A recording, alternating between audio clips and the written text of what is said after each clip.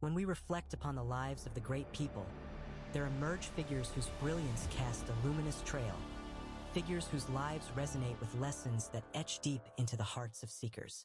Their tales are those of remarkable convictions, heralding profound truths, steering souls towards divine pleasure, and charting a course towards our ultimate abode.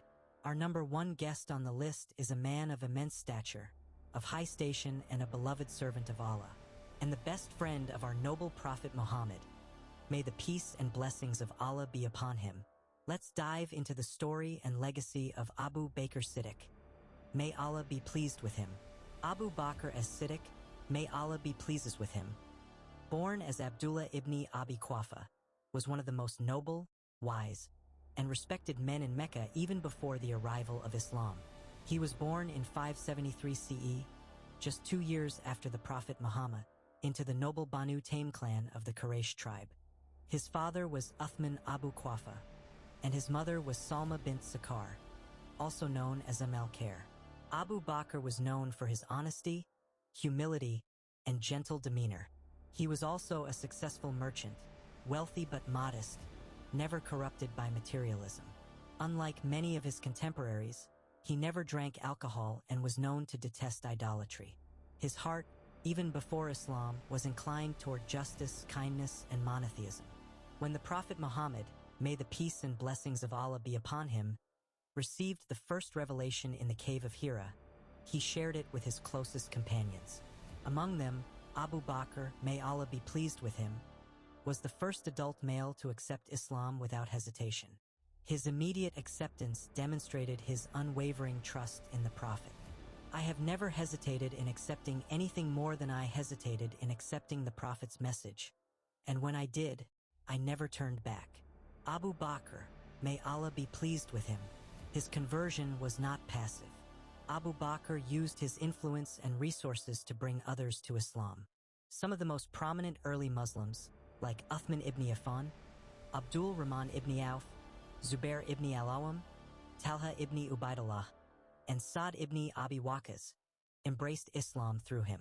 He was the greatest supporter of the Prophet, may the peace and blessings of Allah be upon him.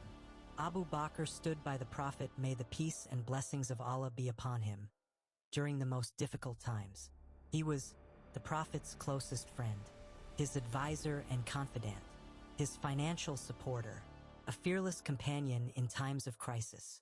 One of the most emotional and symbolic moments of loyalty came during the Hijrah migration from Mecca to Medina. The Prophet Muhammad, may peace and blessings of Allah be upon him, was under threat of assassination, and Abu Bakr was the only one chosen to accompany him on the perilous journey.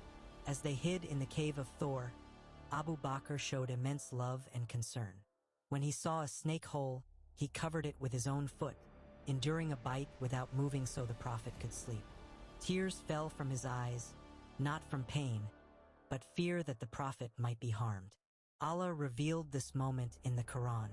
If you do not aid the Prophet, Allah has already aided him when those who disbelieved had driven him out of Mecca as one of two, when they were in the cave and he said to his companion, "Do not grieve, indeed Allah is with us." Surah At-Tawbah 9:40.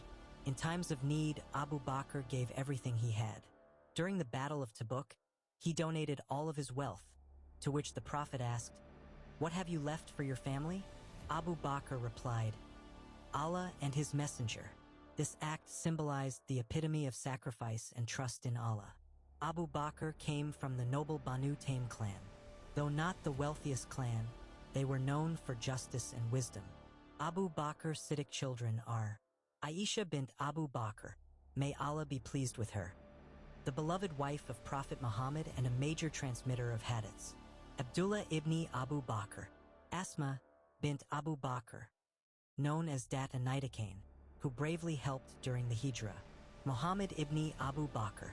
His children were deeply involved in the early Islamic community, with Asma and Aisha both becoming legendary figures in their own right. When the Prophet Muhammad passed away in 632 CE, the Muslim community was devastated. Confusion and panic spread. Some even denied the Prophet's death, including Umar ibn al-Khattab. But Abu Bakr, calm and composed, stood up and recited, Muhammad is no more than a messenger. Many were the messengers who passed away before him. Surah Ali Imran 3:144.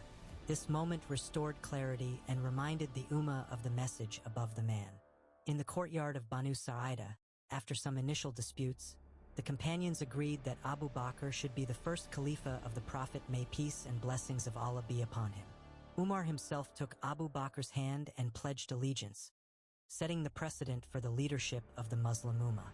Though his rule lasted only 2 years, it was one of the most critical periods in Islamic history.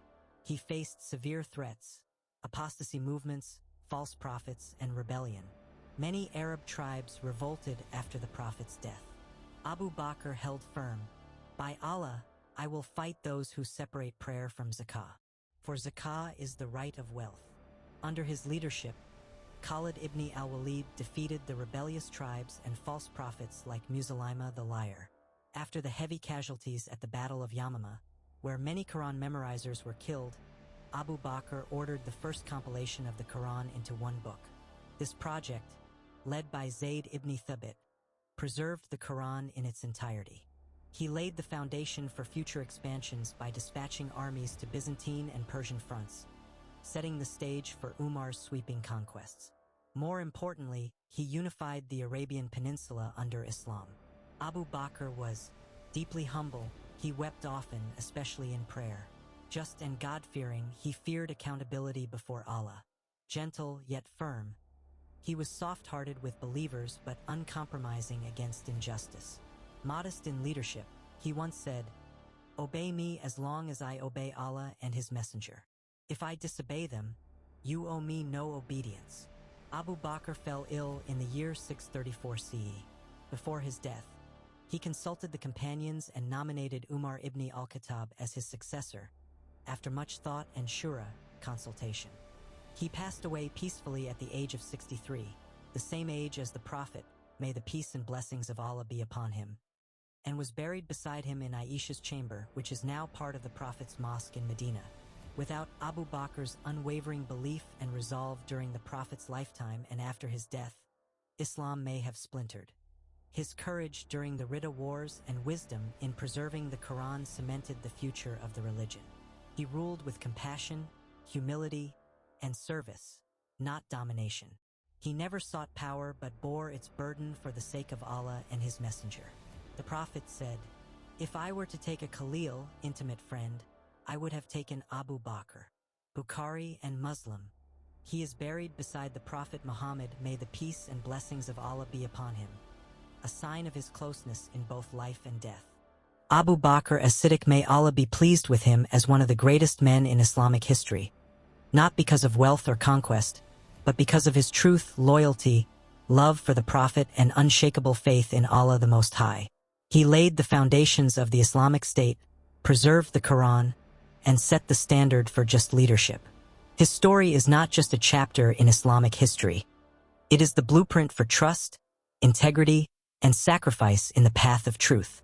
If this story inspired you, support us by sharing, subscribe, and hit the notification bell, so that when we post more inspiring stories like this, you will be the first to know.